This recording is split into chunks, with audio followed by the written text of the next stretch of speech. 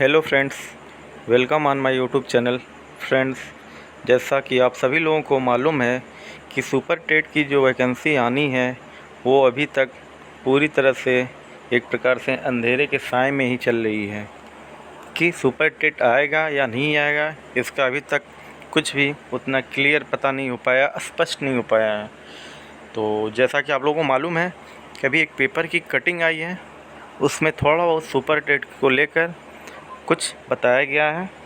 जैसा कि आप सभी लोगों को मालूम है कि पिछली बार जो सुपर टेट की भर्ती आई थी वो 2019 में आई थी और तब से लेकर आज तक लगभग 2024 चल रहा है, अर्थात 5 साल हो गए हैं।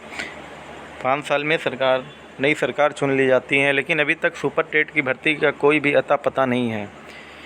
तो लास्ट टाइम पे जैसा कि 2018 में आया था सुपर टेट, फिर उसी के जस्ट अगले साल 2019 में आया था।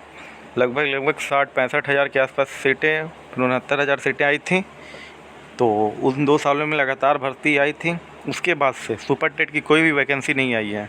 उसको लेकर पेपर में कटिंग चल रही है। जैसा कि आप सभी लोगों को मालूम है कि शिक्षा आयोग बना है, उसमें लोगों को धीरे धीरे उसके मेंबर चुन लिए गए हैं।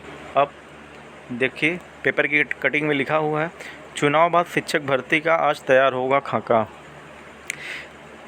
अध्यक्ष एमपी अग्रवाल आयोग के सभी 12 सदस्यों के साथ करेंगे बैठक। जैसा कि शिक्षा आयोग जो बना है उसमें एक अध्यक्ष और बाकी 12 मेंबर हैं। तो एमपी अग्रवाल जो अध्यक्ष हैं वो लोकसभा चुनाव के बाद शिक्षक भर्ती शीघ्र शुरू करने के उद्देश्य से बुधवार को नए शिक्षा सेवा चयन आयोग की बैठक होगी। आयोग के कार्यवाहक अध्यक्ष और प्रमुख सचिव उच्च शिक्षा एमपी अग्रवाल के नेतृत्व में होने वाली बैठक में आयोग से जुड़े कार्यों में तेजी लाने पर भी मंथन होगा। बैठक में आयोग के सभी अफसर और 12 सदस्य मौजूद रहेंगे।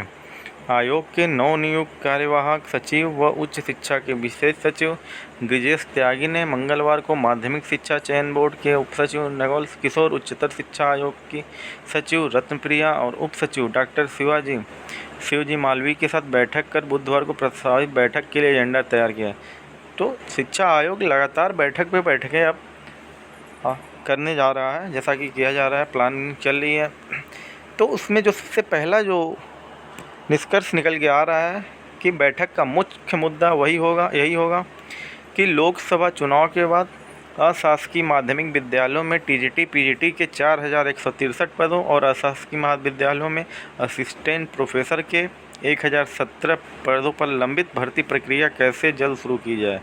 दोनों भर्तियों के लिए आवेदन की प्रक्रिया 2 साल पूरे हो रहे हैं। जैसा कि आप सभी लोगों को मालूम है कि यूपी में जो टीजीटी पीजीटी की वैकेंसी आई थी 2022 में लगभग जून के आसपास, उसका फॉर्म फिलअप हुआ था।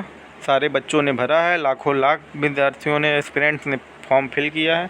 लेकिन फ्रेंड्स, अभी लगभग 2 साल हो गए हैं, लेकिन अभी तक उसका एग्ज़ाम नहीं हो पाया। अभी वो भर्ती कंडक्ट ही नहीं हो पाई है। अर्थात 2 साल पहले हमने फॉर्म फिलअप किया है टीजीटी पीजीटी का, लेकिन अभी तक उसके एग्ज़ाम को लेकर कोई गाइडलाइन नहीं आई है। अभी तक उसको लेकर कोई डेट नहीं घोषित हुआ है।